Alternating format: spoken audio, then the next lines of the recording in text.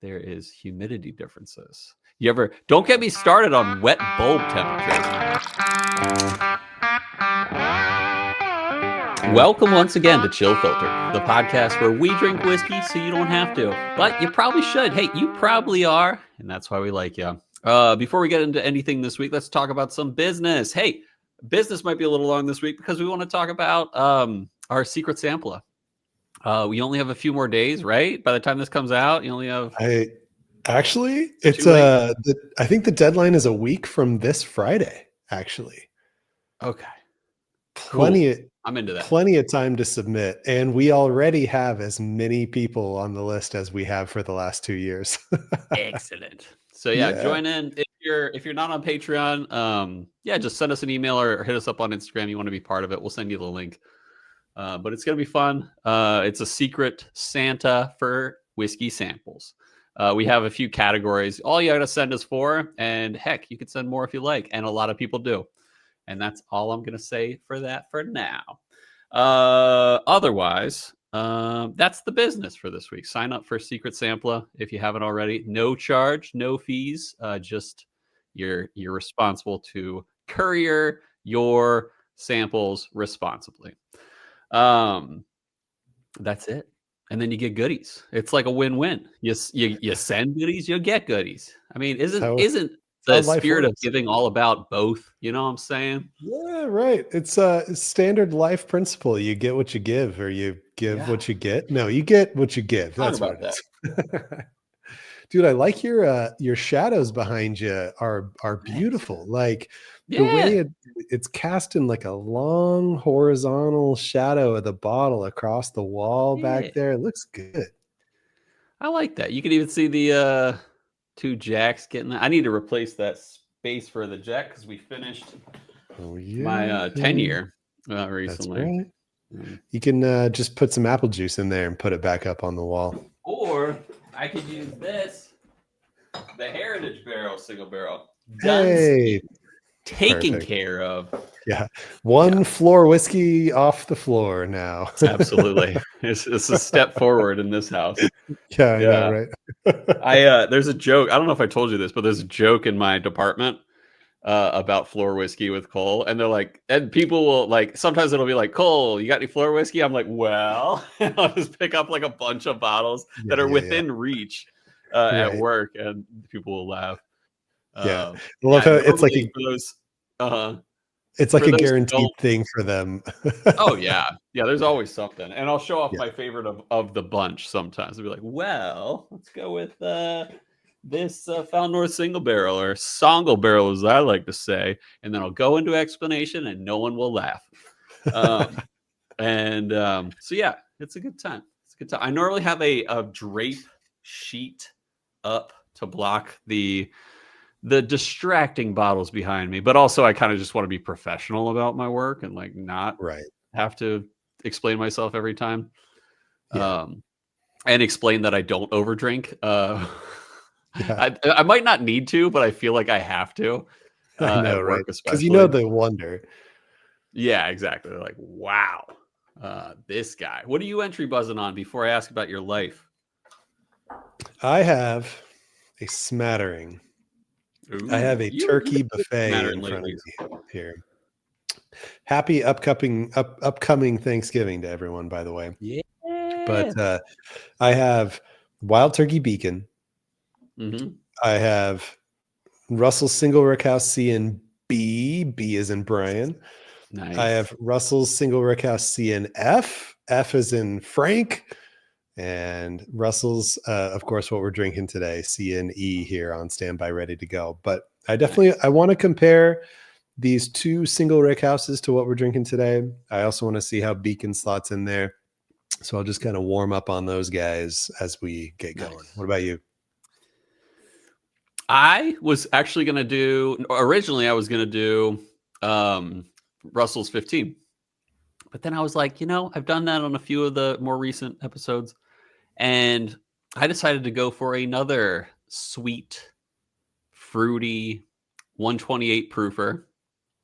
And I decided to go Mr. Stag Jr. That's right, Hey, Junior. This was batch 17, which I believe was the last batch before the name change, if I'm not wrong.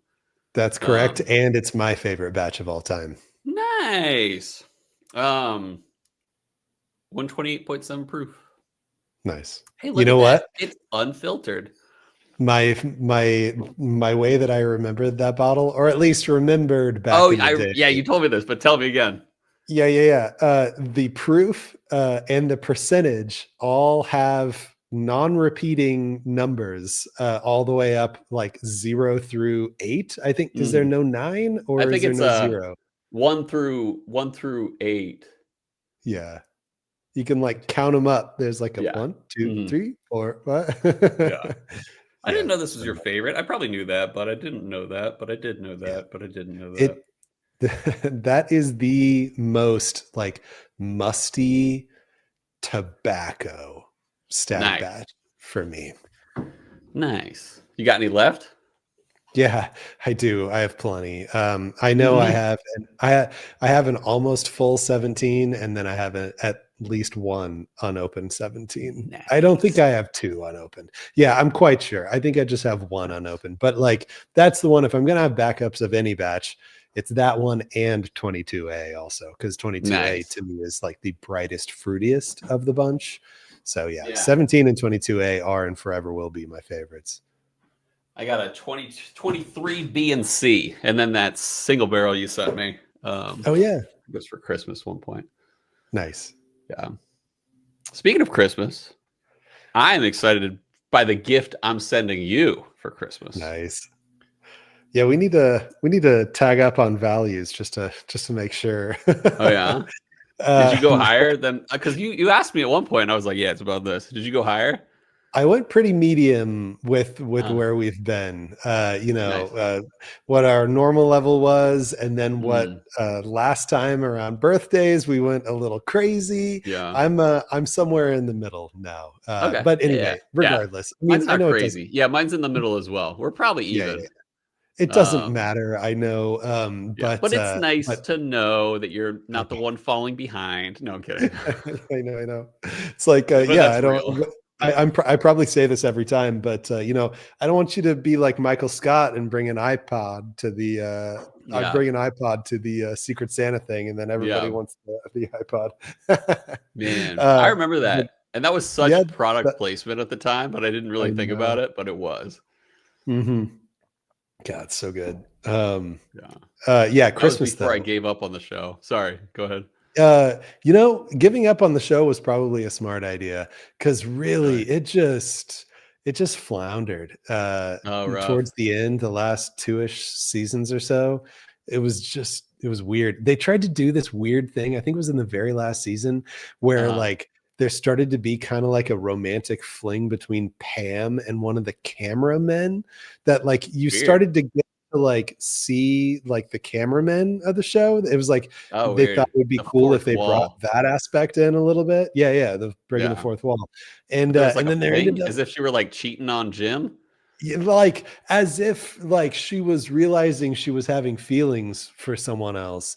And That's but like weird. spoilers, it didn't go anywhere or anything. And like I Mhm. think it was one of those times where like finally something happened where she realized like what am I doing? Why am I even Yeah. thinking about this? And she, I don't know, runs home to Jim or something.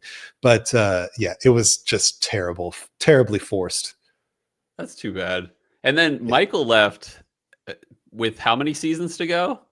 Two or three. That's Oh, frankly, whenever that happened is when the show just wasn't great for me at all anymore. I mean, technically, I gave up on the show in early 2008. So that wasn't that. I was only like 3 or 4 seasons in. Oh wow. Well, I Um, will say it stayed pretty good until Michael okay. left. Yeah. Okay, So gotcha. if you ever did a I rewatch, yeah. yeah, I have a funny reason. Did I ever tell you the reason I stopped watching The Office? can't remember. I was on my way home, rushing in Radnor, Pennsylvania, to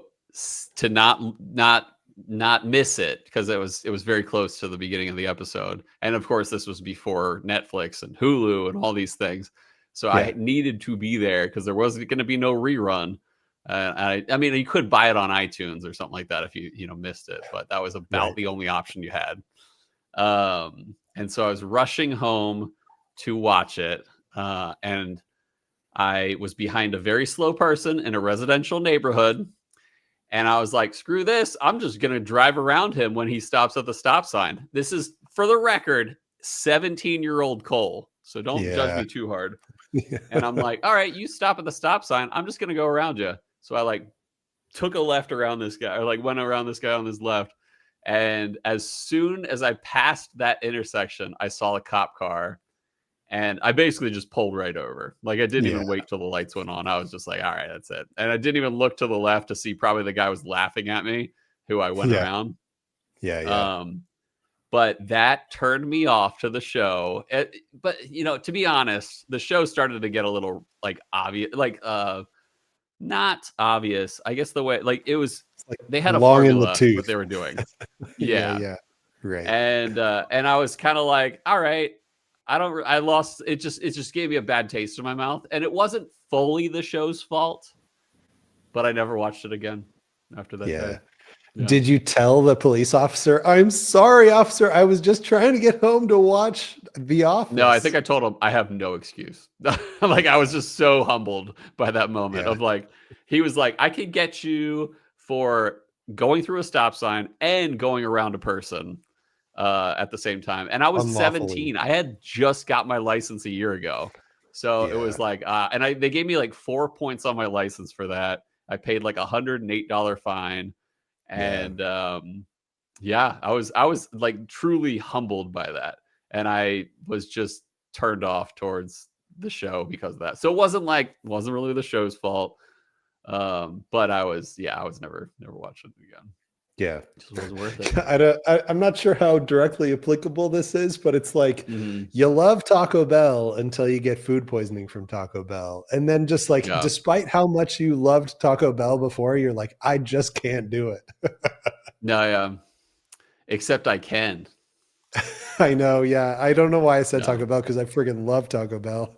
I'm not. I think we're both genuinely. If I got food poisoning from Taco Bell, I think I'd still eat Taco Bell. Heck yeah. Dude, did I tell you? So I probably mentioned this plenty of times, to be honest.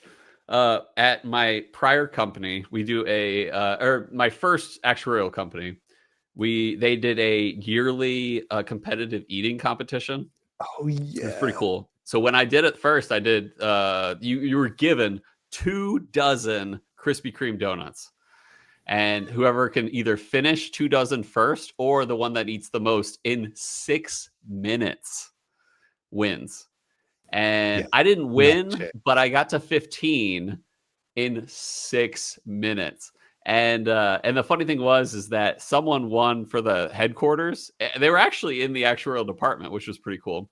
But I won for my specific location. And that felt pretty good. So I like got a lot of like funds to my, what do you call it? My charity of choice for that. Because everyone was representing a charity. And, but then people were like, are you going to be able to eat like Krispy Kreme after this? I'm like, yeah, once my stomach settles. Yeah. Heck yeah. Like, here in about 2 or 3 hours, I'll get another one. Yeah. Yeah, exactly. And the funny thing was, I was like, I remember doing that and I was like jumping up and down so that my like, so that it almost like dropped lower in my stomach so that I could eat more. It was I didn't hate it. It wasn't terrible. And it was rather a matter of time than a matter of stomach, to be honest. Yeah. Right. I just cannot do that. I eat like a bird compared to that, man. I just don't eat much in one sitting usually, unless it's like pizza. Well, no, see, not even that though. Cause honestly, like a normal large pizza, I'm like, if I have 3 pieces, I'm like super stuffed, totally done. Couldn't eat another bite. That's crazy. Because like if I'm eating carbs or sugar, I do not know when to stop. I have like a problem. Like literally, like from what I've learned about like addiction is like me when it comes to sugar. Like some, you talk to someone who's like, no, I'm an alcoholic. I, can't, Can't even have a sip because I know I'll be out of control with that. That is me with sugar. Wow. If I even have like one, even like carbs, like even just pizza, people will be like, "You want a piece of cake or pizza or whatever?" And if I'm able to, I can handle pizza for the most part. But if they're handing me like a chocolate chip cookie and there are a lot of chocolate chip cookies on that table, I'll be like, "No." I'll do my best to say no, Yeah. because I am that guy that will not know when to stop. It's become worse, but it's also become recognized by me where it's like, all right, it's not even worth it. And like Right. at home and stuff, like my girls brought home a lot of candy for Halloween and stuff, and I'm like Right. doing the little tax, not stealing candy from a baby. At least I tell myself that. But when they're not home, They're maybe I'll not just take a babies. little dad tax. Yeah. Yeah, Right. and but then it turns into like 10 fun-sized pieces of candy, and I just do not feel like I can walk away. And Dang. it's good and bad, but it reminds me of, having this addictive personality. It reminds me of the importance, especially with alcohol, of boundaries. That's all I Yeah. gotta say. Yeah. Yeah. Dude, I think if I ate 10 pieces, even fun size, if I ate 10 pieces of candy or whatever, I think I would physically hurt. No. I feel like I had a Dude, I don't rock even in my regret it. stomach. Like, there's nothing in me that says you shouldn't have done that. Yeah. Um, I can't tell you the last time I like really got sick from eating something. Plus, I to give a little credit to not me, um, is I had take some sort of like a medication that I have. I still take medication for depression, even though I haven't had symptoms in a long time. The good news Mhm. is, I mean, the interesting thing is, it might actually have to do with that medication, and I don't want to mess with it. So I'm keeping Yeah. on. But one of the only side effects, a lot of people deal with crazy side effects of depression medication. I don't. I deal with at least one, and it is not being able to feel full from my food. And I found this out like within the last 2 years, that is one of the symptoms of one of the medications I'm on is like you don't feel full. And I'm like, that makes sense because I don't feel full ever, pretty much. Yeah. Like I That's have to interesting. like find ways to feel full as opposed to like actually my stomach feels full. Yeah. Yeah. Do you ever go as far as to purposefully plan exactly how much you're going to eat for a portion, or do you just kind of wing it? Yeah. No, Yeah. I mean, so that's sometimes when I do well with like dieting and stuff is like, hey, you're given this much and figure it out otherwise. Drink some water or eat some apples. So that's kind of when I do diet, that's what I do is say like, hey, you can eat as much as you want, but 90 or like 75% of it is going to be like fruit and Yeah. vegetables and Right. stuff. Right. Yeah. Because it's there is a level of full that I do feel, but it's not like a sick full.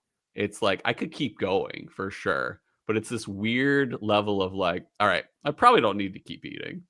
Um, it's weird. I can't like because I used to feel full when I was a kid and be like, oh, I feel, but it's like no, it's not the same as it used to be. But I've been on this Yeah. medication for like 15 years now, so Yeah. If there was one thing that I could probably overeat the most of, it Mhm. is cake. As soon as you said cake Yeah. earlier, I was like, "Oh, yep, cake." And especially if it's like a peanut butter chocolate Ooh, cake, something like that. Dude, I could probably I would severely regret it, but I yeah. could I could eat way too much of that for sure. You and Sam and potentially Emma need to come out to Virginia, or at least Richmond. Um, there, I probably mentioned this before, but it used to be a sit down dessert restaurant. You literally come, I maybe think get we some went there. coffee. Oh, we went there? I think you and Oh, I yeah, went me there. and you went there. Yeah, Yeah. totally. Yeah, Yeah. yeah, yeah. But Oh, and yeah, I I feel like yeah, I Sam would got like some that kind of too. peanut butter brownie situation thing. Not brownie, Mhm. but it was, some kind of bar, peanut butter bar thing. It Yeah. God bless America. was good. I Yeah, left half of it it at is your house, good. by Yeah. the way. What's that? I left half of it at your house. And I ate it all. Good. Not a hesitation in my mind. Mhm. Um, yeah, but it's always fun to go there. It's for those who are interested in visiting Richmond, Virginia. It is called Shindigs with a Y. I think both of them are Y's. No, it's SHINDYGS. I think. I don't know. Maybe it's two Nice. Y's instead of I's. Mm. But Shindigs is awesome, and they have a lot of good peanut buttery goodness. But you know what my favorite cake is, bar none. Carrot cake Carrot. with as I long as knew it's it. got cream cheese frosting. Carrot Nice. cake is hard to beat. Like I would eat the whole thing in one sitting, like a decent sized cake if I could. Yeah, that's that bad. Nice. Yeah, Awesome. yeah. How are we doing on time? It's probably about time we move it over to our next segment of the show. Anything else you want to talk about? No, I'm good. Just a beautiful day over here, man. It's been a little rainy and everything all day. There was some nice thunder earlier too. It's Ooh. just been great. Love it. Love it. I miss how dry it was, man. I was thinking about evaporative cooling yesterday. You And think I was about that like, every can't day. get Come that on, as Cole. dude, I do think about that. It's like you know how they joke about like, you ever think about the Roman Empire? And they're like, yeah, Right, dude, every right. day. And my Roman Empire is evaporative cooling. I think about it all the time. And but anyway, I was like, you can't get as much evaporative cooling in Virginia as you can in Phoenix, for there is humidity differences. Don't get me started on wet bulb temperatures. Anyway, Oh so yeah, speaking that's of right. wet bulb temperatures, let's move it over to our next segment after this quick break.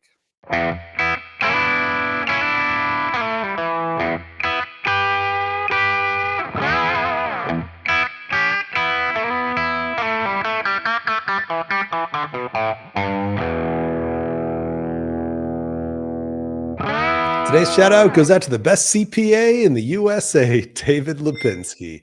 David's an avid cyclist, lover of indie rock, and supporter of the Chill Filtered podcast via patreon.com. But in the whiskey world, David's a legend for inventing the brown bag sample share. For those who don't know, he shows up to bottle share nights with a mystery bottle hidden in a brown bag and makes us all judge it blind. That's how I found out that I don't hate every malted rye ever. But anyway, David, you are one of the most generous guys out there. Remember that time you passed on that highly allocated bottle at Total Wine so I could finally buy it? I'll never forget it. And by it, I mean, I'll never forget how terrible that bottle of Caribou Crossing was. But anyway, David's so generous. He even shared a pile of $100 bills with his friends that he found one day while cycling. Never before in my life have I ever seen fake money, movie money before. So anyway, please raise a glass with me. Huge thanks to David for sponsoring today's episode and supporting our show through Patreon. Cheers. Cheers. All right, we're back. We had a great time last week with our drink along. So thanks for all who joined us. That was awesome. We drank Jack Daniel's Heritage Barrel Single Barrel. Next month, we're going to be doing Sentinel Rye Cast Strength. It's a single barrel pick for, I believe, Trevor's out in Phoenix. Yep. And it's the yeah. only cast strength they've ever released. To my knowledge, they've only done the one single cast strength single barrel of Sentinel, and it went to Trevor's. That's what you get when you follow Chill Filtered on Patreon. Chillfiltered.com, or dang it, patreon.com/chillfiltered. We should just register at chillfilter.com/Patreon. We should. I wonder if there is a chillfilter.com. Yeah. How have we not checked this? I don't know. Oh no. Now we have to we have to register it before this goes live, or else Phil Chilterd's gonna snatch it up. Dude, Phil would. Yeah. Real quick before we talk about anything else, let's talk about our Christmas episode coming up. Christmas is coming. The goose is getting fat. We like to do gifts. You get gifts. We get gifts. You likely get gifts. You maybe get gifts, but you'll probably get gifts. I think probability wise, you'll probably get a gift if you send us something for Christmas. Hey, shout out to Mr. Cody Clark, who has already sent us something. So to be determined, or to be announced on a future Christmas episode. But thank you, Cody, for being a part of that. Yeah, we open all the presents on our Christmas episode, and thank everyone. And then we'll run some spinny wheels to find out who wins what. But Perfect. go ahead, Bryan, explain how giving back works. How giving back works is the more people who give, the more bottles are unlocked for the spinner wheel. Cole and I will choose our Gifties Choice Awards, our number one choice for gift received, and those two will receive a Found North Songle Barrel from Cole and or a Michter's Barrel Strength Rye from me. And then however many people give beyond those two gifts, those activation bottles unlock, and we'll spin a spinner wheel for everybody else to see who gets the remainder of those bottles. And as Cole said, we've already gotten one from Cody. I'm staring at the box right here on my table right now. So thanks, Cody, for sending that in. He is obviously in the running already. And as of now, he's the Gifties choice for both of us, unless somebody else sends something in. So if you need our addresses, you can either ask us or ask R Deadlow. That's RDEDLOW on Instagram, or find another way you can get our addresses. But nothing's changed. If you've given us something last year, we still have the same addresses. Yeah, what a fun tradition. I love giving, love receiving gifts, love the community we have. So if anyone wants to be a part of that, dude, I remember some great ones last year. One that just shot to my memory, not the best, not the only, just really great gift nonetheless, was Sean Ciaro sent those Death & Co. books. Did you get a Death & Co. or is that just me? Yep, I got a Death & Co. And awesome. We got Aged Or sample flight kit with 4 glasses with the stand and everything. That was Cody Clarkson, I think. Was it Cody? I couldn't remember if it was Cody or if it was Miles. I couldn't remember. No, Miles sent something else. It definitely wasn't Miles. I think that was Cody Clarkson. Gotcha. Or not Cody Clarkson. Paul Clarkson. Shout out to both those awesome Clarky boys. I believe Paul Clarkson sent those, and Cody Clark probably said something, knowing that guy. That sounds right. Sounds right. I remember some Girl Dad stuff too, hat and everything from Wayne. Yeah. Yeah, and Miles sent something. I think he sent a shirt. Mine said malt whiskey as like a Walt Disney, I think. I think that was last year. It might have been the year before, but yeah.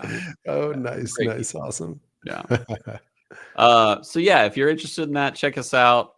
You don't need to be a Patreon. You don't need to do anything. You can get a cool bottle like that just by sending us a gift. Doesn't need to be expensive. Doesn't need to be whiskey. So that's it. Today we are drinking Russell's Reserve Single Rickhouse Camp Nelson E. We've covered Wild Turkey Distillery a few times. We've covered Russell's Reserve a few times, and even Single Rickhouse before. That was episode 347. We did Camp Nelson B on the podcast last time. So today's history segment takes us to a place that wasn't born in bourbon glory. It was kind of stumbled into. And that's Camp Nelson. Today's history segment is on the actual plot of land they like to call Camp Nelson, the home of Wild Turkey's most coveted Rickhouses. And it didn't start as a whiskey sanctuary. It actually started as a federal storage complex. Back in the mid-20th century, Camp Nelson's campus wasn't aging bourbon. It was holding government supplies. Picture long utilitarian warehouses, nothing romantic, nothing Kentucky spirit about it, just storage buildings on top of the high bluffs overlooking the Kentucky River. But here's where the story gets kind of good. When Wild Turkey needed more space in the 80s and 90s, they began using satellite rickhouses outside of their Tyrone, Kentucky campus. Satellite rickhouses? Aging in space? Aging in space.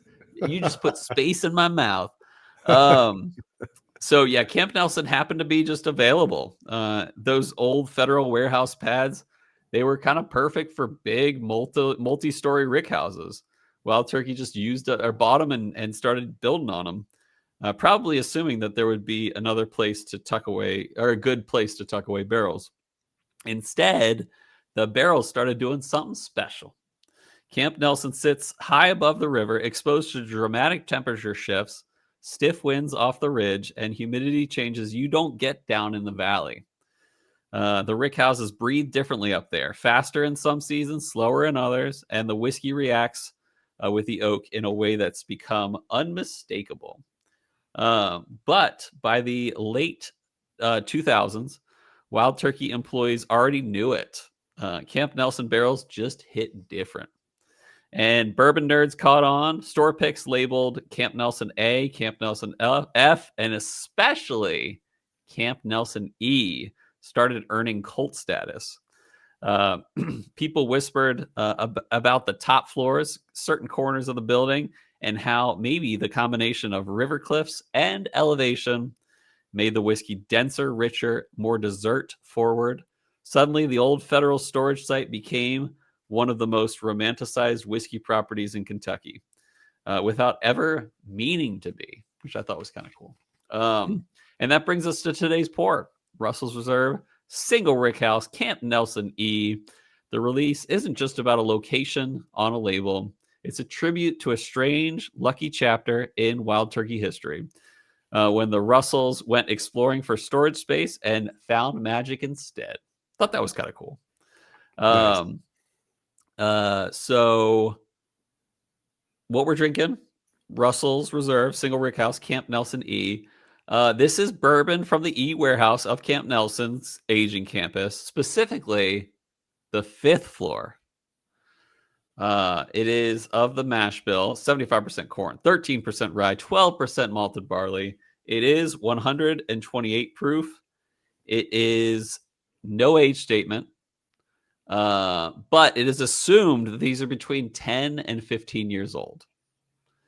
And it is the name of the podcast. So total wine price, it suggested retail was $300. Did you get a full bottle of this, Bryan? No, sir, I did not. Okay. This was a big miss for me. I might have to figure out a way to get one by unseemly means, maybe. But how'd you get these samples? Oh, this what we're drinking today is courtesy of Bryan Duncan. Thank you very much. What a baller! Yes. Yeah, we had a bottle share. He brought it over, and he was like, "Yeah, take some for the show." So, of course, as he does. That guy's such a baller. I'm looking at this, and like I do have varying levels in my glasses. As I said earlier, I have some pours of Beacon, Camp Nelson B Single Rickhouse, Camp Nelson F Single Rickhouse that I've just kind of been munching on here as we've been warming up. And varying fill levels here, but like the CNE, the color on this seems to be substantially darker than CNF and CNB. It's just like it's like as dark as Beacon, frankly, maybe even a little darker than Beacon. I'm super impressed. But anyway, I'll give you a quick take on the ones that I've been sipping on so far. So CNF is definitely more brighter, fruity, floral. CNB is more caramely, dark, rich, brown, sugary. But Beacon, man, Beacon might be my number one pour of the year. Nice. The oak on this is so prevalent, and it's so sweet, and so like it's sweet like Coca-Cola, like a full sugar Coca-Cola. It's nice. The amount of oak, it's almost like it's double oaked. Like there's that much oak on Beacon for me, and I friggin' love it. So that's what CNE is going up against. It's the Oak Monster Beacon, it's the Caramel Dude CNB, and it's the more ripe red fruit CNF. So let's see how it goes. Wait, so you have tried E thus far? I have tried it, and I'm withholding my opinions already. But things change day to day, and giving it another go today. I had pizza for lunch today, naturally. So who knows? So you're in a good mood. Yeah, right. Dude, favorite frozen pizza? Freshetta. Dude, yes. Oh, I know that we were brothers. Dude, Freshetta, like, how does anything else exist while Freshetta exists, man? It's just no comparison. Yeah. I don't know why it is so good. It's but it's always good. Like it's like never a letdown. Yeah. Their sauce, their bread is just Mm, superior. All yeah. right, we should start a whiskey or a pizza podcast. Yeah. A girl dad whiskey pizza podcast. Oh my gosh, that's my entire life. Yeah. All right, go ahead with nose. Nose notes. This is clearly what I remember of Wild Turkey Notes. It is nice, very sweet, but rich. Like this is like rich. And that follows up like what I always think about as the classic Wild Turkey note is blackberries and like candy blackberries, like almost like a blackberry candy or something like that. Fruity, but not appley fruity as much as it is like I said, berries. It shows up on the nose in a really nice, rich way. You can tell there's age to it with the oak.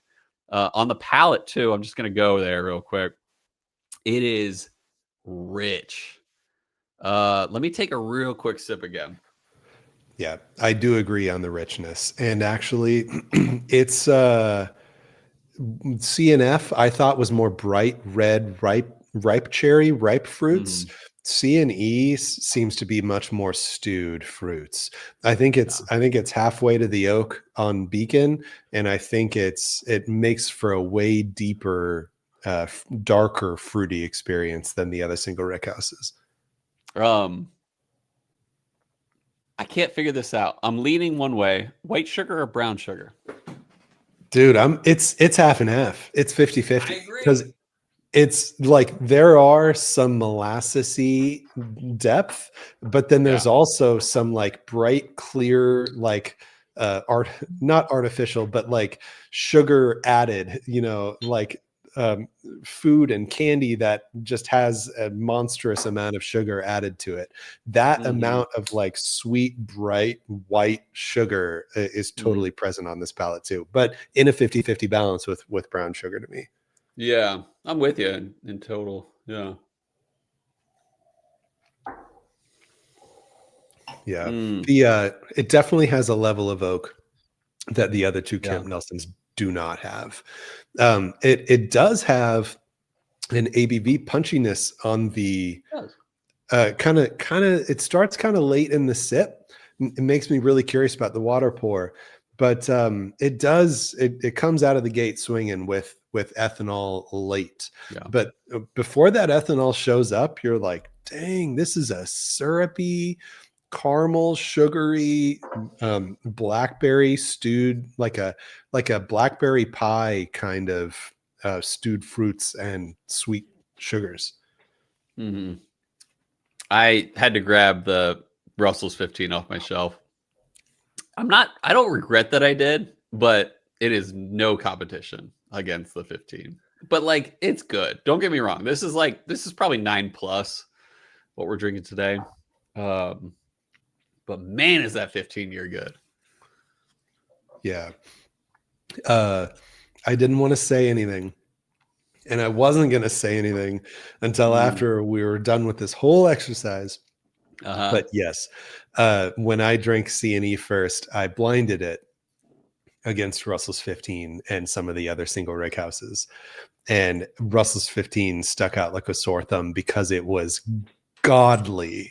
compared to all the other ones. Heavenly. It was immediately obvious which one was 15. And that is why Russell's 15 is not even part of my lineup today, Yeah. because frankly, it's pointless. Yeah. But says Um, a lot about this release from a year or two ago. yeah. I did sip CNF real quick and just straight on continuing the same sentiment. CNF lacks the depth, the oakiness, the dark brown sugar. CNF is more on the light sugar train, the white sugar train than the brown Mm. sugar train. Yeah, and earlier I said there's a big color in the visual, like the Mm. CNE is visually darker. The CNF tastes as light as it looks relative to the Okay. CNE. So it's like Oh. everything's kind of lining up. Everything's kind of on par here. I do think CNF maintains the rich, the ripe red fruits, Uh, but I am a stewed fruits dude, so I'm definitely loving C&E more than CNF. This I got to try it one more time with water, but I did not like the first sip with water, especially compared to the neat pour. Yeah.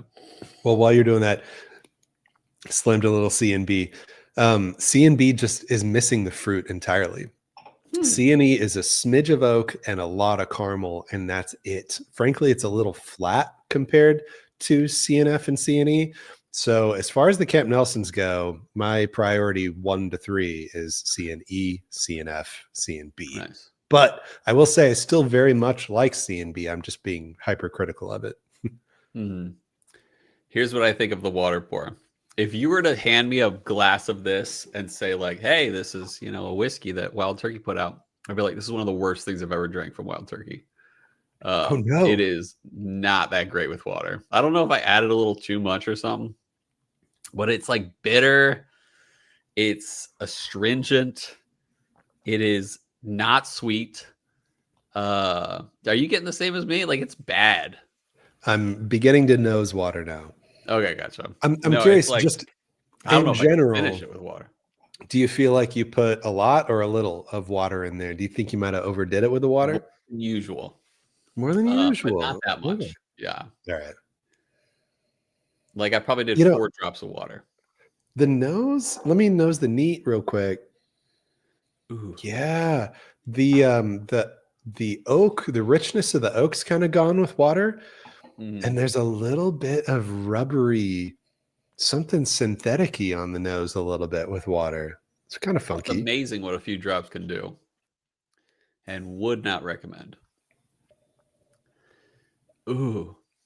Goo. But a cube for science, as they say. Yeah, that's weird.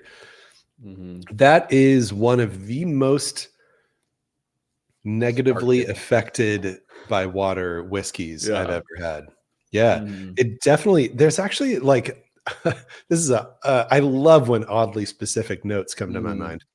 Yeah. And tasting notes are very subjective in general, so don't expect this when you go. But for some reason, like banana peel, the peel of a banana, or like banana runts candy, that came screaming into my mind with that pour. And I'm not I think people either love or hate banana runts, and I'm a hate banana runts guy. I do not. Oh, really?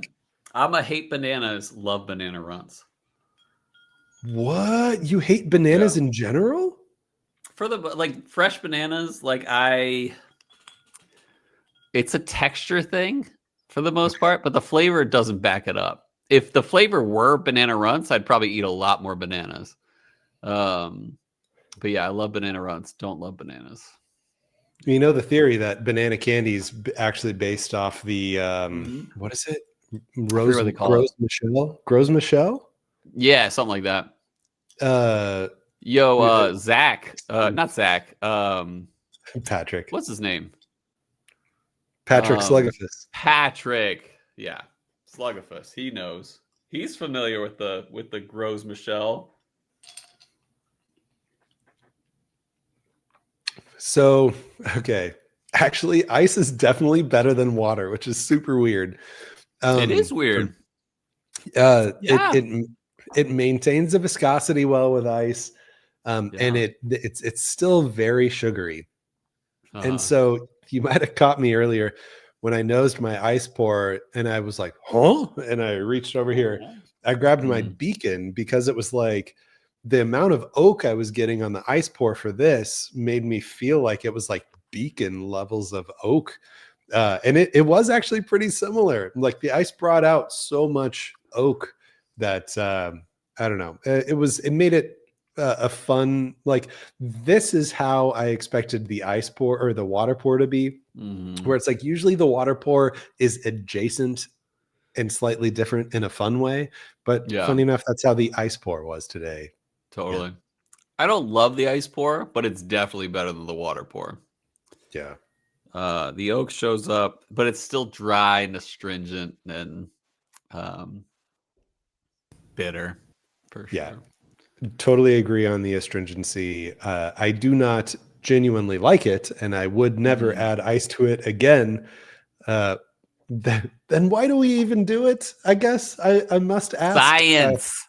All right. Anyway, I think Because we know that sometimes it is better with ice, and we gotta that's know. true. Yeah. And it's like so interesting when ice pours best pour that it's like the underdog, you know? Yeah. Yeah. Like, yeah. Especially when it's not an Irish or a Japanese. You're like, whoa. But there was something recently we tried that was like truly better with ice, and I forget what it was, but it wasn't an Irish or a Scotch or a Japanese or anything. Yeah. I don't think I'd know. I don't remember. Yeah. All right. Rating time. I know. I'm down. I got Beacon in my left hand and I got CNE in my right hand. This is the final showdown here because I think I mean these are very clearly brothers. Very clearly brothers. But let me do some final sips on this, see how I feel.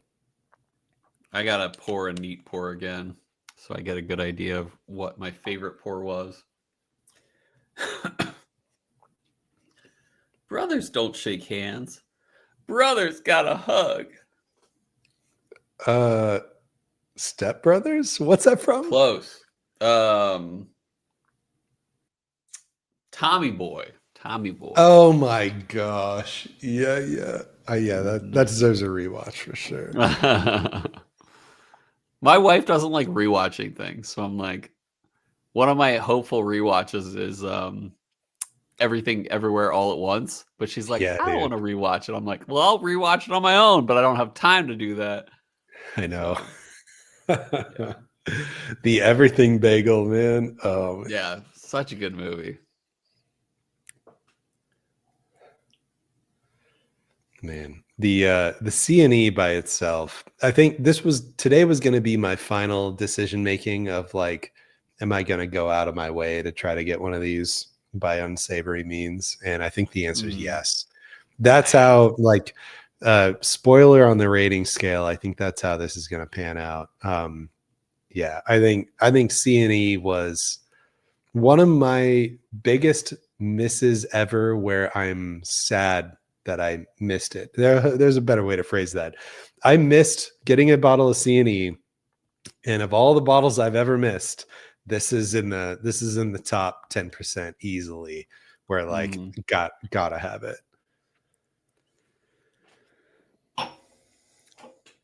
All right. After sipping it,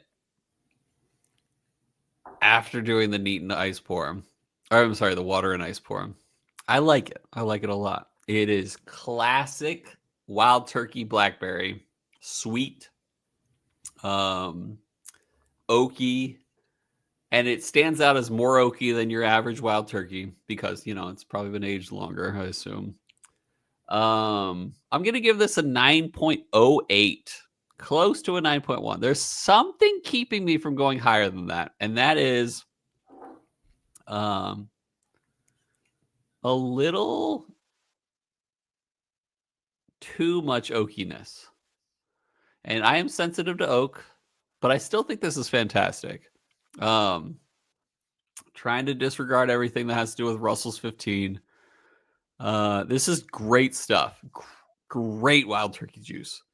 I don't remember too well the Camp Nelson B we tried. It was B, right? Yeah, I think it was. I wrote B. it down. Yeah, Previous but episode B. yeah, it is probably better than that. I don't know what I gave B. I'm gonna change it. It's a 9.12.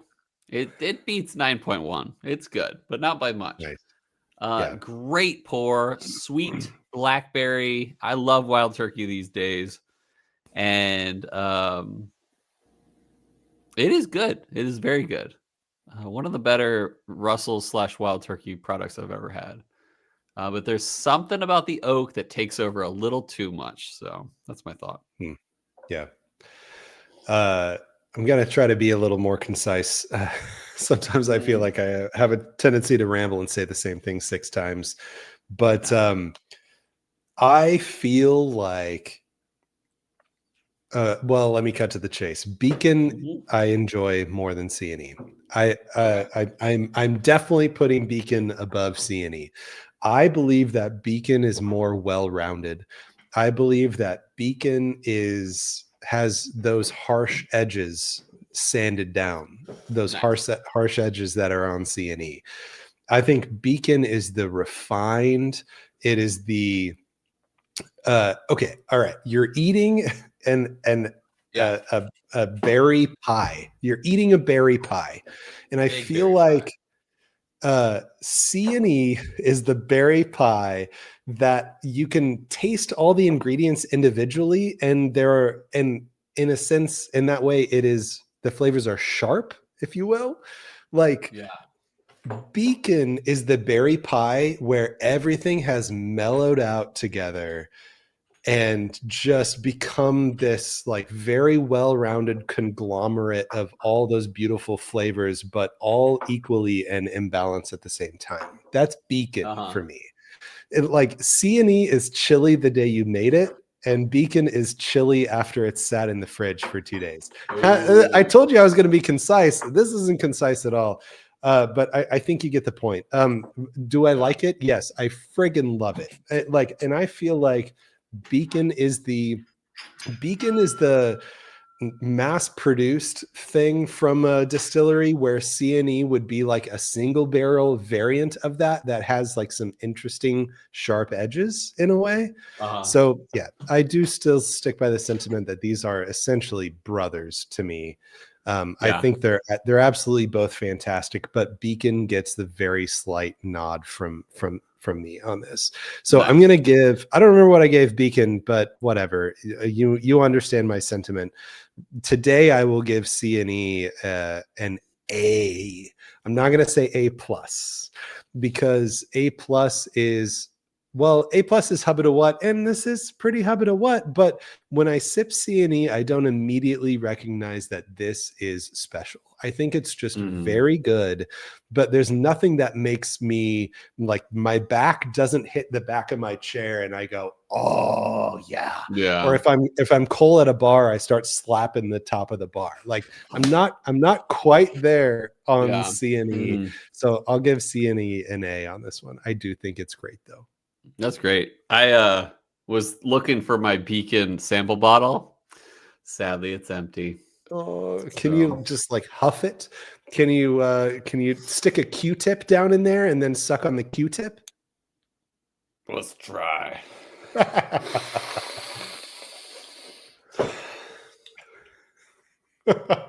Down the It's hatch. pretty good.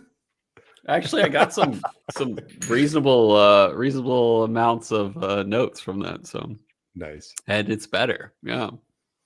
Yeah. So all right. Now that we've done our ratings, I think it's time for our next segment of the show we like to call Whiskey World News.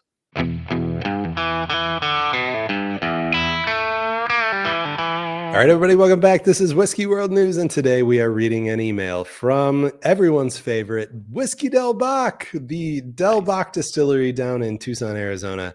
They are inviting us to mark our calendars for Ode 2025.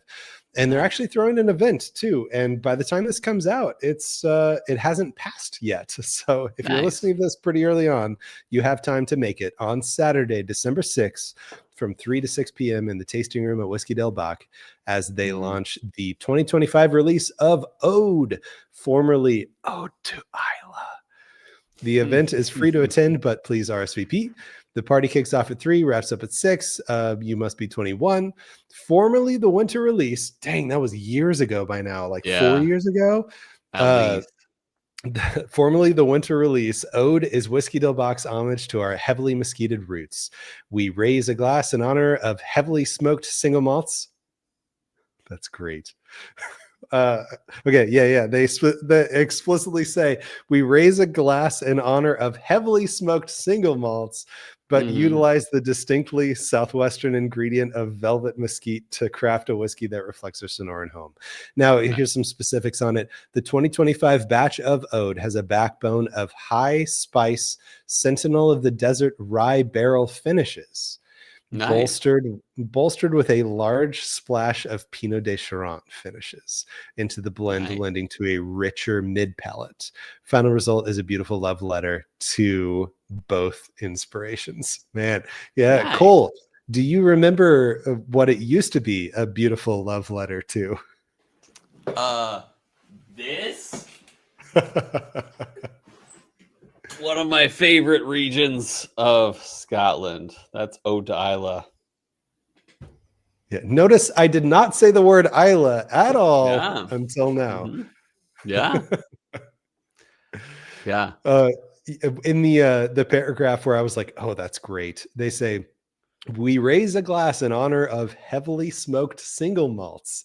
They do not say anymore, we raise a glass in honor of the heavily smoked Isla scotches, blah, blah, blah, blah, blah.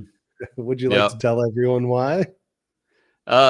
So I reached out to Mark Viertaler, and I've seen this before. And this is why I've said it before, I'll say it again.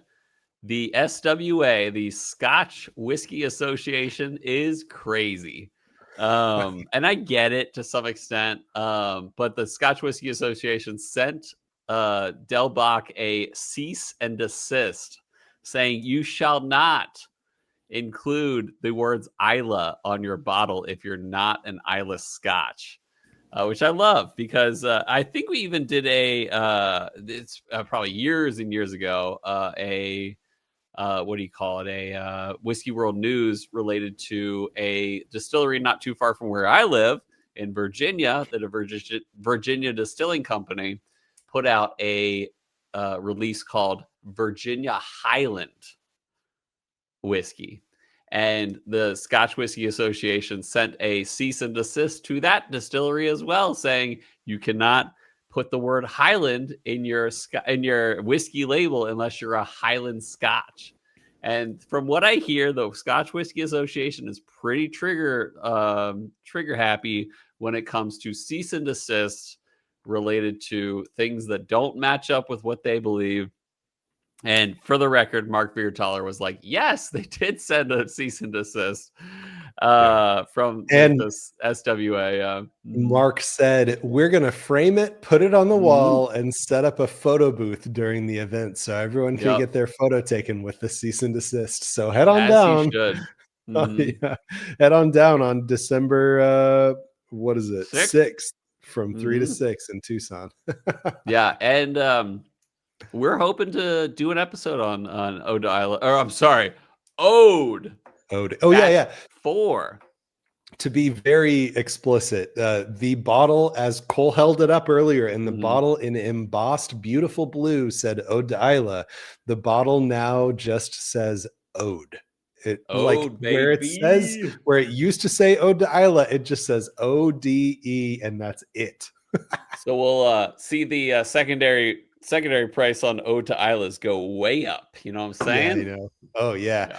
You'd be trading for William LaRue Wellers here pretty soon. Yeah, baby. I mean, these were incredible. Batch 1 and 2 were about to say. I still haven't had a batch 3. Yeah. But they're always amazing. And so get yourself a bottle of Ode. Not Ode to Isla. Ode. Well, get yourself a bottle of Ode, yes, but also run on down to your local store that carries Del Bach and see if you can't snatch some Ode to Islas before they disappear completely. Yeah, you won't see them again, that's for sure. Bottle sales go live on the website 8 a.m. Mountain Standard Time on Saturday, December 6th. But now know that there is a historical precedent.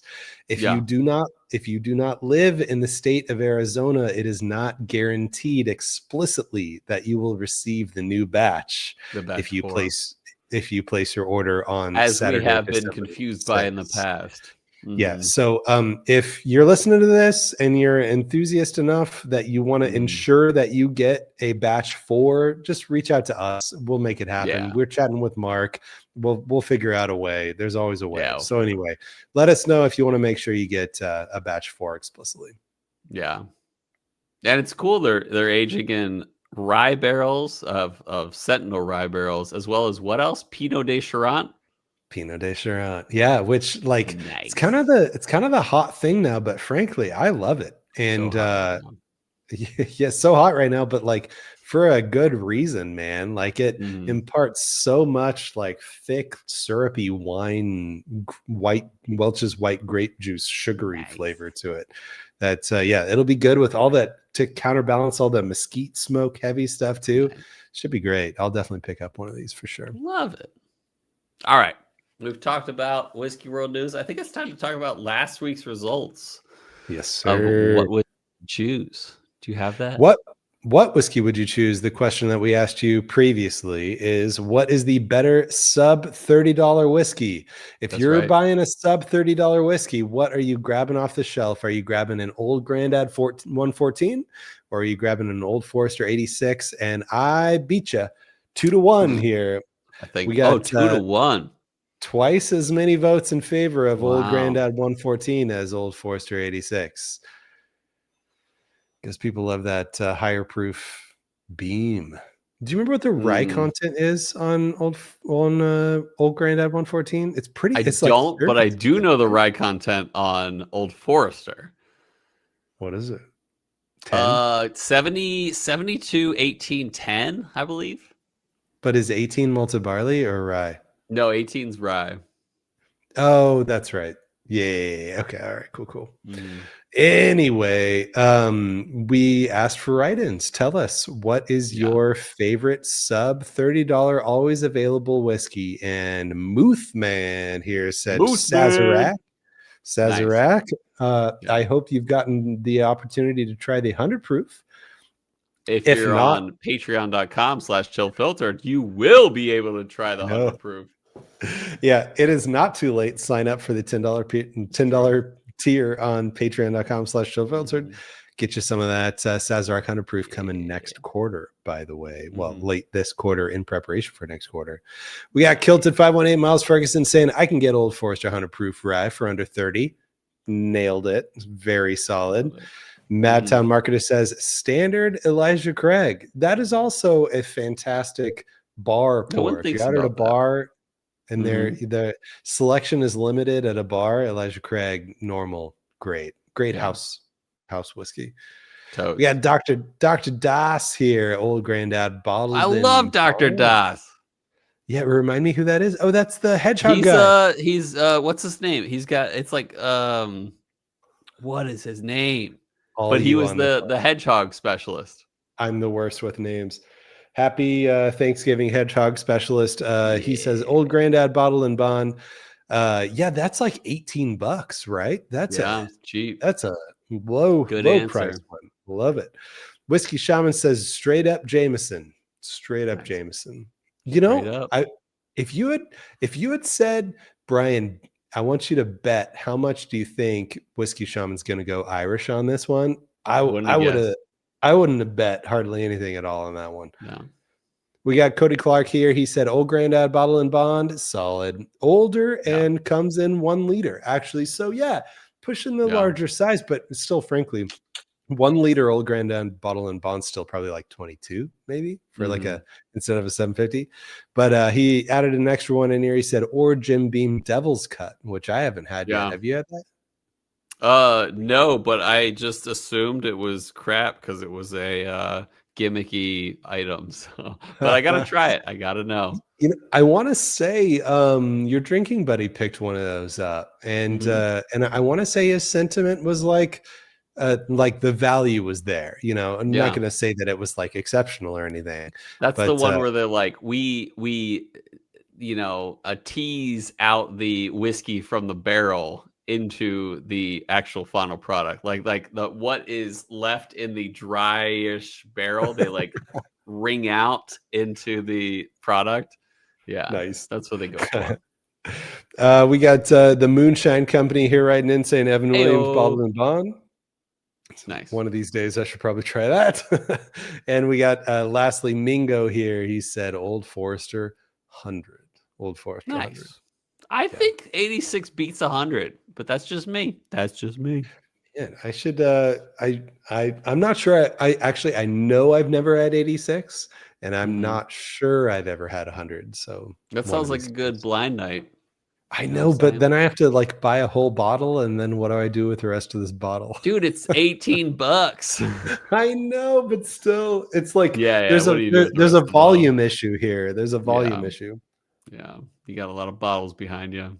I know. I'm working on it. I love that. What's this week's question for us? This week is Or not do we about do whiskey. last week's question? Because what was you buying lately?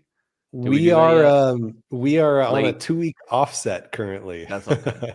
That's okay. We're on a 2-week offset. We will do that next week, but Nice. today we are Mhm. asking you, what is your favorite food at Thanksgiving? When the table is set and everything is out, what can your eyes not drift away from on that table? I was telling someone recently that my tradition and my family, that my like immediate family, has always been known for desserts. So besides wild turkey for Thanksgiving, gobble gobble baby. I got my gobble gobble mug today. I made sure because we're doing Ayo. turkey stuff and we're talking about Yeah. Thanksgiving, so got the gobble gobble mug. I make a killer um cheesecake, and everyone begs for it every year. And I hate to be so bragging, but I make a really good cheesecake, and it was my mom's family recipe, and it's been around for many years. And everyone, every time I serve it, says this is the best cheesecake I've ever had.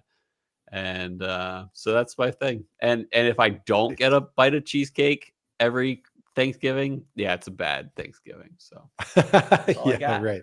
Yeah, I was gonna say, yeah. If it's your favorite, you dang well better get a bite Yeah, of cheesecake. especially if I made it. Yeah. So I've gone through a lot of phases of like when I'm interested in something, I usually go really deep. Look, here Mhm. I am co-hosting a whiskey podcast. Yeah. But there was a time in my life where I was interested in like baking, baked good stuff, Yeah. and the science behind it and everything. And Mhm. I made a couple cheesecakes in my day, Uh-huh. and I remember this, and Uh-huh. so help me see if I remember something wrong, or give me your take on this. Yeah. I remember that when you're whipping up your ingredients, if Mhm. you overbeat the batter, I don't know if I have a Mhm. better word than batter for you on this, but Yeah, yeah. with the cheesecake, when you bake it, it can lead to cracking in the Yeah. cheesecake. Where Mhm. so like if you used a stand mixer, like just forget about it. Like your cheesecake is going to crack for sure because you're going to Mhm. over whip all of your ingredients, and for whatever sciency reasons, when you bake Mhm. it, it's going to end up with like a Grand Canyon down the middle of your Mhm. cheesecake. So I was curious, like, do you have very specific I have an scientific answer. and methods? Yeah, heck yeah, lay it on me, Yeah. man. So I don't, but I have a solution. That's for sure. My family recipe of cheesecake pretty much always has a crack. But we don't care because we do a sour cream topping on the cheesecake. So And the I sour cream highly topping recommend you look that up. So it goes fills in the down in the divots, and and it is the best part of the cheesecake. So if you ever need a recipe on a cheesecake, hit me up, Oh, that's great. Instagram.com/chillfilter, and say, hey Cole, what is your recipe regarding the cream or the sour cream topping cheesecake? And I will Mm. maybe help you out. Maybe if you're nice to me. So So yeah, if doesn't you're matter. lucky Cracks enough, don't if matter. you're lucky enough to get the Grand Canyon piece, then you get Mhm. extra the sour Oh, cream filling. Yeah. Yeah. heck yeah. Yeah. So, Cole knows all about cream of the crack. Yeah. yep. All right, Cream moving of the on crap. to Mhm. all right. Next week, do you know what we're drinking, sir? Wait, did you give your answer? Is Oh, it did I? cream? Is it No, sour? Or is it cheesecake as well? no, it's not. Thank you. I totally forgot. Mhm. Too much beacon. My favorite food at Thanksgiving is most certainly the cranberry sauce. If you're watching the drink along last weekend, you heard me call out to my mother-in-law saying I'm ready to eat a whole jar of or a tin of jellied cranberry sauce of my own. Not only do I love cranberry sauce, I specifically love the ridiculous jelly throughout.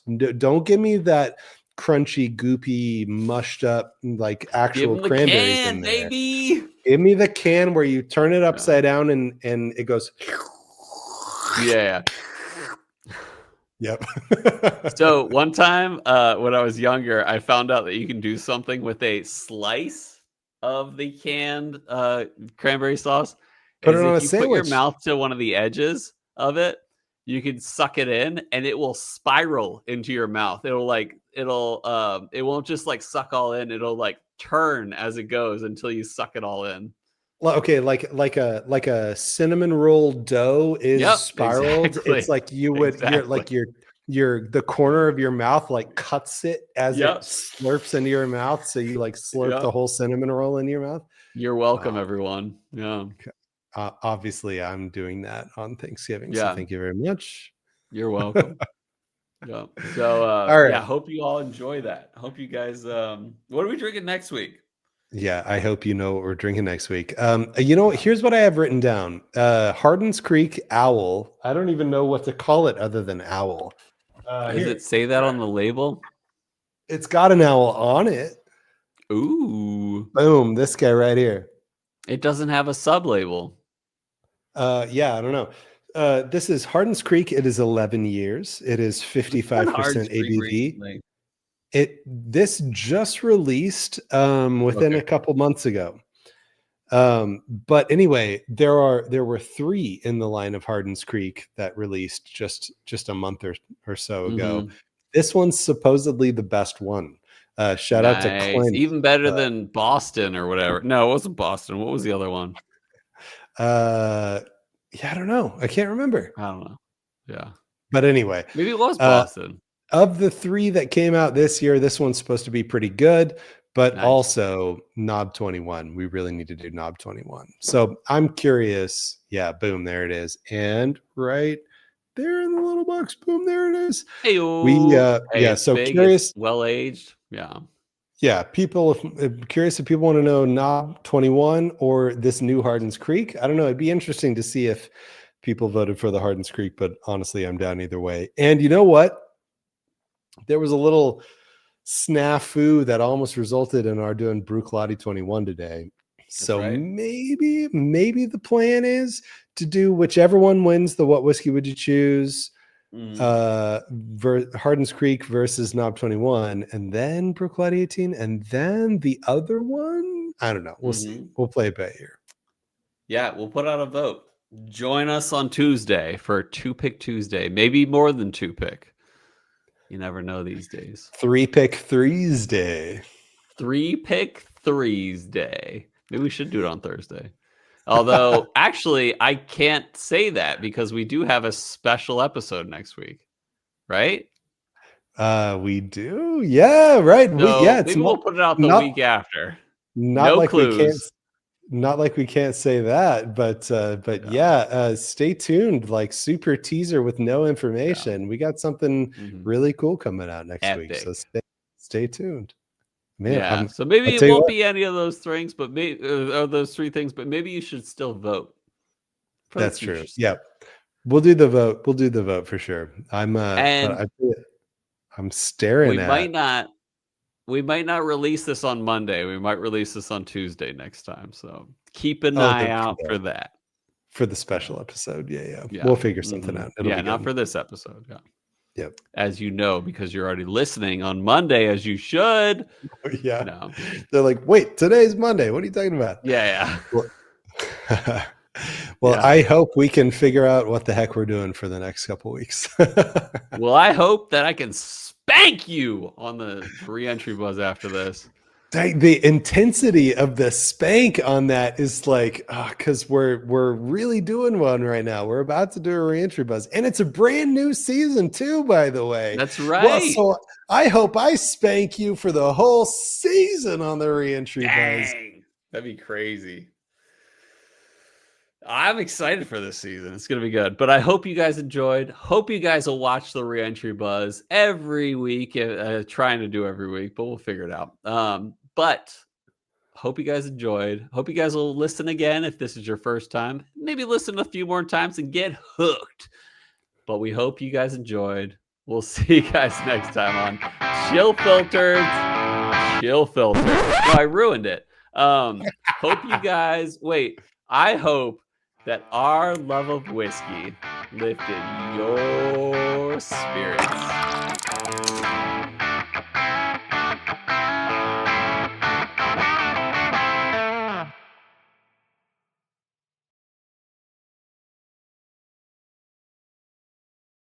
Going on over here. Cheese it!